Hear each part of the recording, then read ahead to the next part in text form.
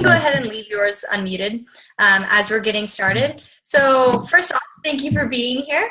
This is our third and final leadership applications call, which is weirdly exciting. It feels like it's gone by fast. So I'm glad that you got to be a part of it. Thank you for engaging it. Thank you for being here. Thank you for having me. We will be recording again this time. And then we'll turn it off at the end when we're discussing your goals, the more like personal aspect of your personality type. Sound good? Awesome. So for those who are watching, if you could go ahead and just say your name, say your school, your personality type, and then one thing that you are looking forward to in this call. So my name is Morgan Heath-Powers. I am your State Vice President of Leadership from the Davidson Academy. My personality type is ISFJ. And I'm looking forward to this call because this is where we really get to talk about how you can use what we've learned to actually see change in your own life and to actually become a better individual and a better leader. So that's what I'm looking forward to in this call. But what about you, James? Can you go ahead and introduce yourself? My name is James Nichols, and I go to Arborview High School, and I'm a part of the DECA Academy, of the DECA organization there. And I'm in DECA and at this leadership call because I want to become a better leader and have those skills for my future, and so I can have a better job in the future. So that's why I'm doing this. Awesome. Thank you, James. Very cool. And you're an ESFJ. Perfect. All right. So just as a reminder, what you can do to get the most out of this call, especially since you're the only one here live, you have total freedom to feel free to share your ideas. If any stories come to mind or experiences that relate to what we're talking about, feel free to share those. Also, stop me if you have any questions at any point. I know that you already have a paper and pencil out, so just be sure that you're taking notes because a lot of this will be applicable to bring back to your chapters. You can share it with your friends and peers in DECA. You can share it with your chapter officer team, things like that. So always be keeping that in mind. Any questions before we go ahead and get started? Okay. All right. So I'm going to go ahead and provide a brief recap on the different aspects of the Myers-Briggs personality type because we'll be referring to that throughout this call. So these were the four main types that we're looking at, starting with that extroverted personality. So that would be you, James. So those are people that get their energy from being around people, right? As opposed to introverted individuals who are more reflective and reserved, they get their energy from recharging on their own. So I'm introverted, and that's how I am. And that doesn't mean that introverted people can't function in those extroverted environments or that an extrovert like yourself isn't reflective and reserved at times. It just means that habitually they tend to lean one way or the other. Then we have sensing. So sensing individuals, they are very focused on the facts and the world as it is. So they see what's before them, and they're not really thinking about the imaginative side of it, like what could be. They're not reading between the lines. They're very pragmatic. As opposed to intuitive individuals who are big on thinking about the possibilities. They use their imagination a lot. They like to see the big picture before they look at the facts. So they're looking beyond whatever's before them. And then we have thinking versus feeling personality types. So thinking individuals very focused on the logical side of things. They make decisions with their head, as opposed to feeling personality types who tend to make decisions with their heart. These are the kind of people where if you came to them with a challenge, if you came to them with a hard experience that you've been going through, before they provide you a solution or an idea to fix it, they're going to be that person that puts their arm around you and provides you that emotional support first. Thinking would be a little bit different. And then last but not least, we have judging versus perceiving personality types. So judging, these are very organized people. These are the kids at school that have a beautiful agenda or planner, and they have everything planned out, right? As opposed to perceiving personality types who are very, go with the flow. They kind of respond and adapt to whatever life throws at them. So a little bit different there. So again, you can refer to that last call if you need a refresh on that. So your personality type was ESFP. My personality type is ISFJ. So my question for you, James, is we've had a couple we had about a month where we've taken a step back from Leadership Applications Academy. I'm curious, have you had an opportunity to really reflect on your type? Would you say that you feel that you're extroverted? Do you feel that you are sensing, that you are focusing on those hard facts? Do you still feel that you are a feeler personality type, so that you are more in tune with emotions, that you make decisions more with your heart than with your head, and that you are more perceiving than you are judging, so more go with the flow? Does that still seem right you? Yeah, all my personality type I feel like is the same, except for feeling and thinking. Like I was going back in the last video between feeling and thinking.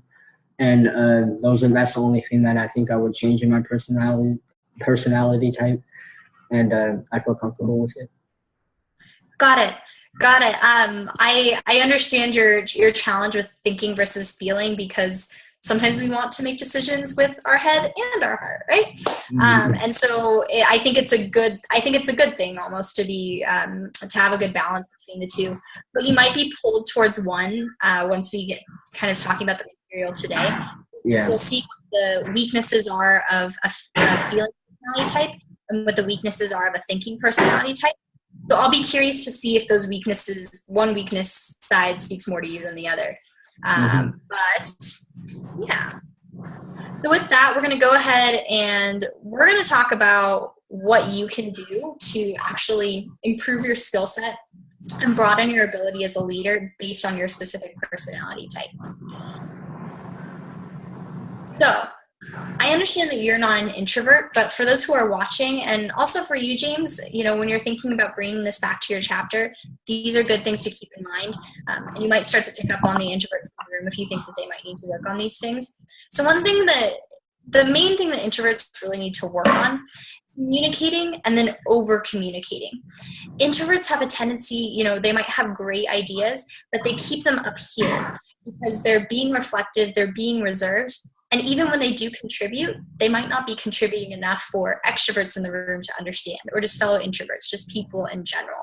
So it's really important that introverts are speaking up and really making sure that their voice is heard. Similarly, they need to make sure that they're not being judgmental of extroverts in the room that might be talking a lot, because those people are used to talking like that, and that's their comfortable place. So it's important that introverts aren't judging towards them. James, I'll go ahead and give you a moment to look over this, just to become familiar with some of the interesting tidbits about introverts, and then just let me know when you're ready to move on to the next slide, and we'll talk about extroverts as well. I think that introverts, they're like more communicated, like they're introverts, like they're good at communicating, and like letting you paint a picture in your head, like with their words and stuff. I feel like introverts are more like, extroverts are talkative, but they're better at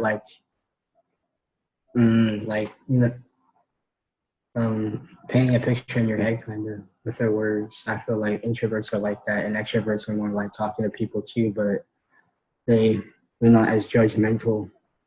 Like introverts are not that judgmental, like it says in there. Introverts are, can you repeat that? What do you mean by that? They say don't be judgmental towards extroverts. Like right. Mental that they're so talkative, and they're like, because they talk a lot too, but they're like, introverts, they like use their words to like, and they're like more energetic and enthusiastic too. Oh, okay. But extrovert, allow yourself to come. I don't know really the different communicate. That's okay. Yeah, that's all right. You can just like look over these slides as they come up, but I think it's interesting what you bring up because, introverts, extroverts, it doesn't really matter. We all have the same quality of ideas. And so it's just a matter of how we express that. Extroverts have a tendency to speak up all the time. They're very comfortable hearing their own voice being heard, and that's great. But oftentimes that can drown out the introverts. And that can become frustrating to introverts where, they're comfortable being quiet. And then they're thinking, oh, well, who's this guy that's stealing the show and talking the whole time? So I think that's how introverts can get frustrated. So it's a matter of introverts being more open to those people who need to think out loud, but also challenging those introverts to speak up and kind of get up on that same playing field. Does that make sense? That makes a lot more sense. Perfect. Okay, we're also going to talk about extroverts. So this would apply to you, James. So for extroverts, it's important that extroverts are mindful of how much they hear their voice in a conversation, because we all want to contribute. We all want to be a contributing member of the team, but oftentimes extroverts have the tendency to overspeak and drown out those introverts. And oftentimes extroverts might even in their own mind kind of disregard the introverts in the room because they think like, oh, they're not speaking up, they must not have ideas. So a good challenge for extroverts is to be that person who says, hey, what do you think, to the person who's being a little bit quieter, and knowing when to take a step back. So James, I'm going to give you a minute. Go ahead and read this over on your own and then pull out one thing, just one, that you plan to because sometimes it can be a bit daunting to try and accomplish all of these. So try and pick one that speaks to you most, and then I'll ask you to share it and discuss what you plan to do to a little bit more. Sound good? Mm-hmm. Awesome. Take your time.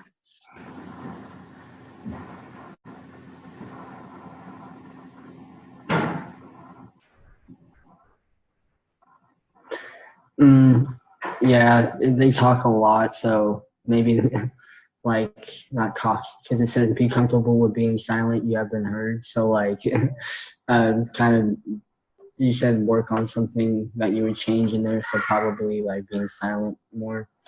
And I don't know, because I like to talk a lot during my conversations and everything, so and be appreciative and notice introverts. I appreciate like, because they say they have more talent and potential than you may see at first, but yeah, I feel like I can appreciate them a little more because like they have more talent than you see at first. Exactly what it says, and like right, you don't see it at first, but like you have to be appreciative. Also, like they're appreciative of you. Just respect, mutual respect. right. So you're thinking to focus on maybe being a little bit more comfortable with staying silent sometimes, and then also uplift and paying attention to those introverts as well. Is that kind of what you're thinking? Yeah. Awesome. Okay. I encourage you to write that down. So go ahead and write down that goal, and then we'll tie back to that later in this conversation to talk about how you can really get specific in accomplishing that. So we're going to go ahead and move on to this second dichotomy. So this is sensing personality types versus intuitive personality types. Sensing personality types, again, those are those people who are very focused on the real world as it is, focused on facts. They're not reading between the lines. They're just looking at what is there before them. So James, from what I understand, you are a sensing personality type. So this is another one where you'll want to kind of be thinking about what applies to you. So for sensing personality types, they really need to work on simply opening up their mind to other possibilities. Because it has been done before and it's what we're doing now, that doesn't necessarily mean that it's the best option, the best way to do things, because there could be other ways as well. So it's really important that sensors become more open to those possibilities and not always looking at failure as a bad thing, but more as an opportunity for growth. So James, again, I'll give you a moment. Go ahead and read over this slide. And again, pick out one thing that you plan to work on. So one bullet point that you really want to focus on.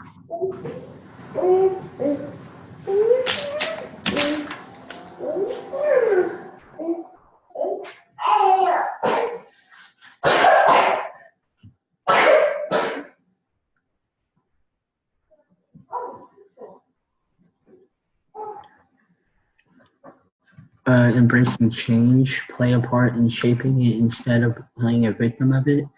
So, yeah, I embrace change. And also, if you don't embrace change, play a part in shaping it. So you're thinking you want to focus on embracing change? And be open-minded for the other side, like thinking, or it's S and what was the other letter? N?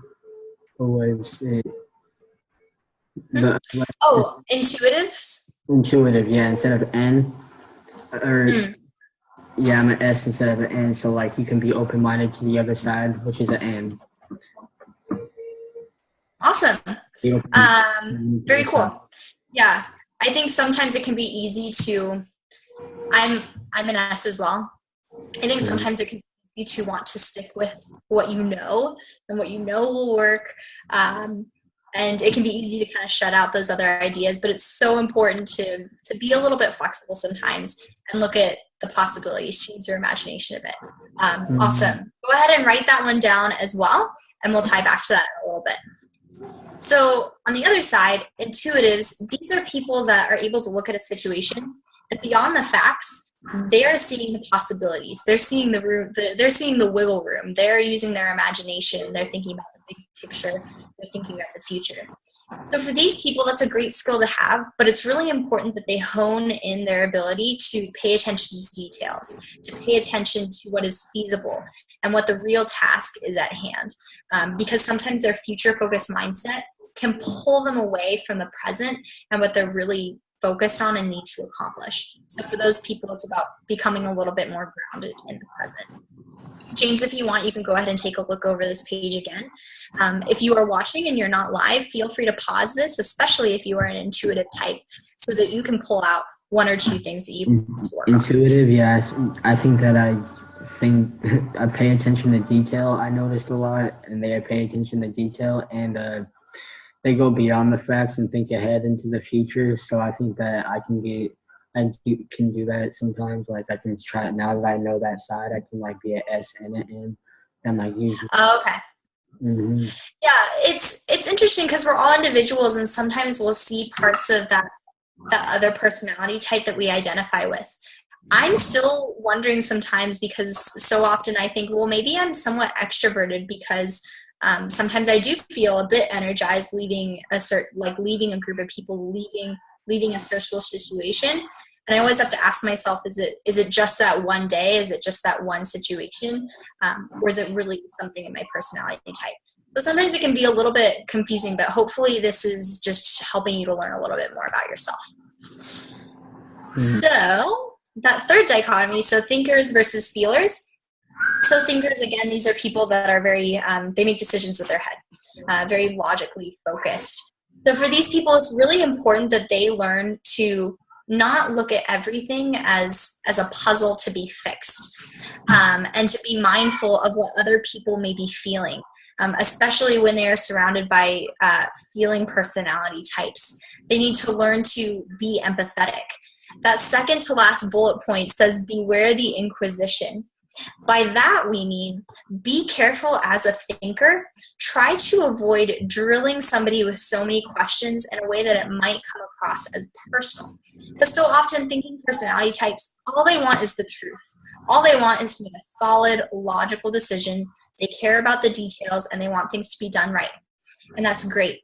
But so often they can become blind to the ways in which their actions and what they say might be taken as personally. So it's simply a matter of being more mindful and more cautious of the emotional side of relationships with their team and people that they're working with. Does that make sense? Mm-hmm. Awesome. I know that you are a feeling personality type, but that you've kind of been in between thinking and that feeling personality type. So James, I'm curious, do you feel that you struggle with considering that more personal side of interactions? Do you feel like maybe I can yeah, I care about being a lot logically because I think logically, and they're a lot more focused in detail. Like kind of N, or yeah, the N is kind of a more focused in detail too. But I'm an S rather than an N, and I'm an F rather than a T. So I think that. so sensing personality? So you're an S, right? Yeah, sense S. So they are actually a little bit more focused on detail. Oh, The really? N as focused on detail. The I N go is again. that imaginary side. I'm an S, and then You are an so I'm a more open-minded and use facts. It says I right. use facts for S. And Right, the S focuses on those hard facts. So maybe that's where it's becoming a little bit confusing, because if you are an S personality type, then you like to focus on the details. You like to focus on the facts. I think I do. But you also have that feeling personality. You also have that feeling aspect of your personality type. Mm-hmm. So that's a very interesting combination. It might be a very good strength for you, and it could make you very unique because you're able to make those. You're able to look at the details, but you're also able to think about other perspectives a little bit. Does that make sense? Yeah. But let's look at this feeling personality type as well, because these are the things that a feeling personality type would need to work on. So maybe some of these will strike more of a chord than the thinker side, or vice versa. So for feelers, these are the people making decisions with their heart. It's important, though, that they don't take everything to heart, that they aren't taking every single criticism personally, especially when they're interacting with thinker personalities, people that might be asking them a lot of questions about their ideas simply because they're looking for the best possible solution. It's important that feelers bring their body on there a little bit and create a degree of separation between themselves and the task at hand, that not everything needs to be taken personally. They don't need to always assume that they've offended somebody. I'm a feeling personality type myself, and it was interesting. My mom growing up, she would say, Morgan, you just need to stop saying that you're sorry. You don't need to say that you're sorry. It's not your fault. And thinking back on it, that was my feeling side of my personality type coming through, because I was always worried I'd offended somebody. So it's important that feelers relax a little bit and remember that not everything has to be taken so personally. So James, go ahead and take a moment and read through these. Since you've decided that you're a feeling personality type, try to pick one out that you want to work on.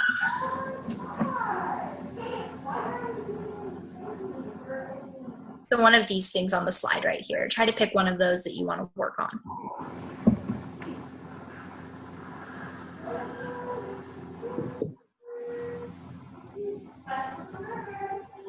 Yeah, instead of just feelers, I think that I might be a feeler, but see, I'm really torn between this feeler and thinker. I might change the F to a T. Yeah? Yeah. Because I really do think logically, but okay. The feeler, I feel it also. So, I really feel like I'm a combination between the two.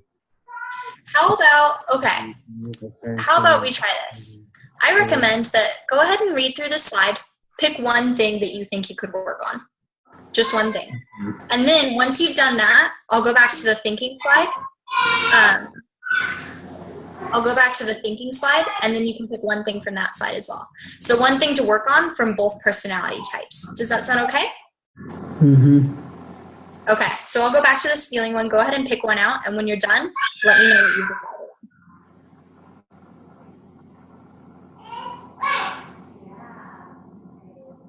Don't always take a thinker's challenge. Treat your ideas personally.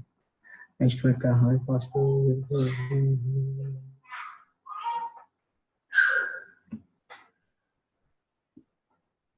Don't assume you've offended someone like a thinker.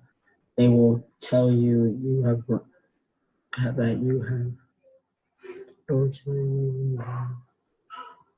I think I'm going to do that one. Don't assume you've offended someone like a thinker. They will tell you when you have.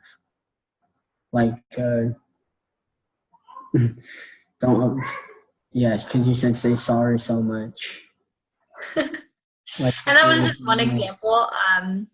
Another way to look at that is, as a feeler, you might want to, what? Oh, sorry. I was going to say that own your leadership role is also another one I was going to do.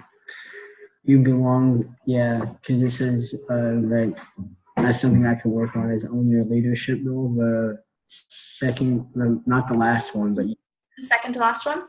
Yeah. So which one would you like to work on? Because I know you mentioned a couple of them. Can you pick one? Yeah, own your leadership role. You belong there. you belong there are more valuable than you give away yourself credit for. You're more valuable than you give yourself credit for.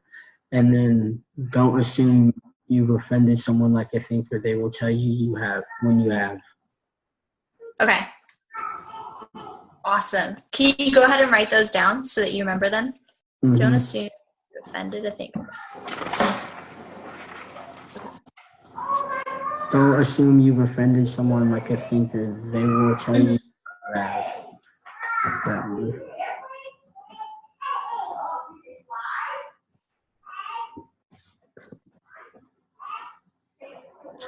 So then once you have that one down, I'll go ahead and take it back to the thinking side, and then you can pick one from there. Does that sound good? Mm-hmm. Okay.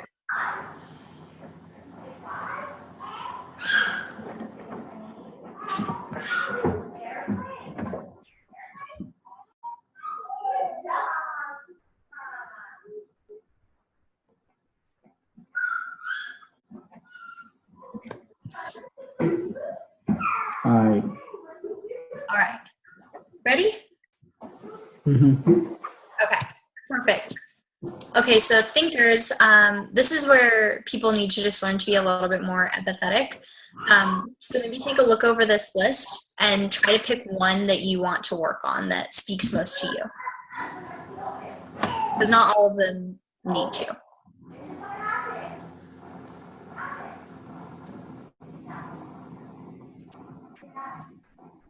Learn to speak the truth in kindness. The true part is not improved. Learn to be empathetic.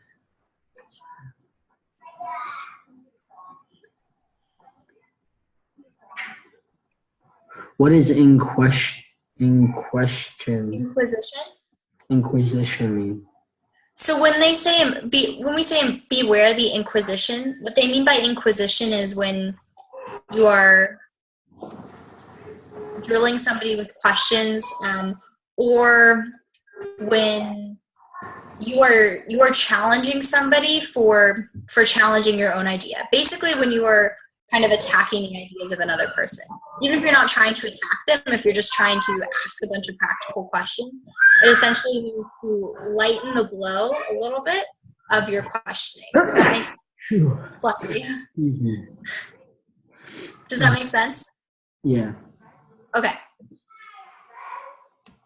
So I think that's the thing I'm going to work on. Be aware of the inquisition. So like someone with questions, I think. Sorry. Bless you. Someone with questions, they challenge someone for like, you said that inquisition. I'm about to sneeze again. Sorry. It's okay. Don't worry about it. Challenging someone or challenging your question. Like if you ask a question and challenge. Is that what do you mean by that? Someone with a question, and inquisition is someone with a question, and like they challenge what other people question. Essentially, what we mean by I'll make it really simple. Beware the inquisition. Be careful that you're not drilling somebody with questions. Okay. I think that I gotta work on that. Because sometimes, like I know I felt it sometimes when somebody is asking me a whole bunch of questions about my idea, saying, like, well, how is this going to work? And have you thought about this? And have you done this? And what about that? That doesn't sound right. It can be I feel like I'm a or what side thinker? I feel like I'm a thinker. I gotta stop asking people so many questions. That's the one thing that I gotta be aware of and use time and yeah. It's kind of you think you're a thinker more than a feeler? I feel like I'm a thinker more than a feeler now, but I feel like I'm a mix between of both. So I think that I'm gonna change mine to ESTP. Perfect. All right. Awesome. I think that's a good decision. I mean, if you feel like that's kind of where you're leaning, then that's great. But don't be afraid to kind of embrace that feeling side of your personality as well, because since you're torn between them, you probably have some traits from that personality type. So they both have their strengths. But did you go ahead and write down Beware the Inquisition in your notes so that you remember that one, and we'll come back and talk about that. I wrote that. But kudos to you for being flexible on that, because again, this is really just about kind of exploring your personality type. All right, so last but not least, we have our fourth dichotomy. So this is judgers versus perceivers. So judging personality types, again, these are the people that are very, very organized. They like to have a plan. They like to have deadlines.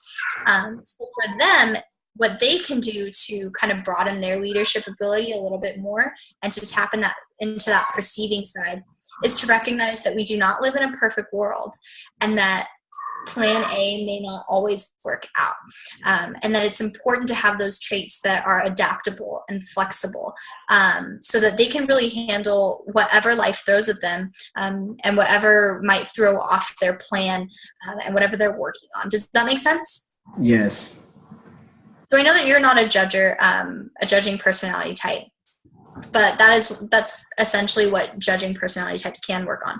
So if you are watching this call and you are not here live, feel free to pause this and look this over and pick one or two things that you plan to work on. But James, as for you, you're a perceiving personality type.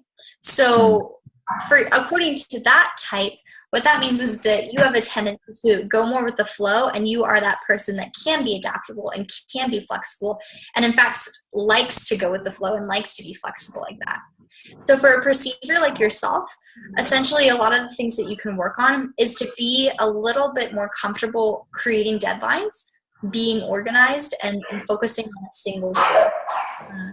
And so James, you can go ahead and read over this PowerPoint here. So go through each of those bullet points to become a little bit familiar with what you can work on in your type. And then same as always, go ahead and pick out one thing that you plan to work on. I feel like instead of the judging and the perceiving, it says to be more organized, and the judging, it says that they're very organized. I feel like that I am organized, but I'm still on the perceiving side with going with the flow and being able to be flexible at situations and just really, so yeah. Okay. I feel like one thing that I would take out of here would be learn to value and make the most of judges. Honor the plan and respect each other. They like to meet deadlines, right? Perceivers like to meet deadlines. Like perceivers actually don't love deadlines. Yeah, judges go with have a plan, and they don't really, and like plan A doesn't always work, you said. So judges don't really like. They always think that first plan is gonna work. I think ahead, kind of for that perceiving, and like also I can just fit in the situations like with the go with the flow, and I think I need to be like easier, like not as procrastinating when I do stuff, because I procrastinate with stuff on the perceiving side. Got it. Okay. Let's see. Then as a perceiver, if you're working on procrastinating, if you're working on maybe not procrastinating, let's look at some of these things for perceivers. So deadlines carry effects for your entire team, not just you. That might be a good one if you're trying to work on procrastination, sticking to deadlines, because a common trait of perceiving personality types is even if you are somewhat organized and you have those deadlines, you can be easily distracted along the way, which can contribute to procrastination. Do you think that being more mindful of deadlines and understanding that they can affect other people would be a good thing for you to work on? No, yeah, I learned. Yeah. Awesome. Why don't you go ahead and write that down? So being more mindful of deadlines, to them, and understanding that they affect people, not only yourself, but that they affect your team as well.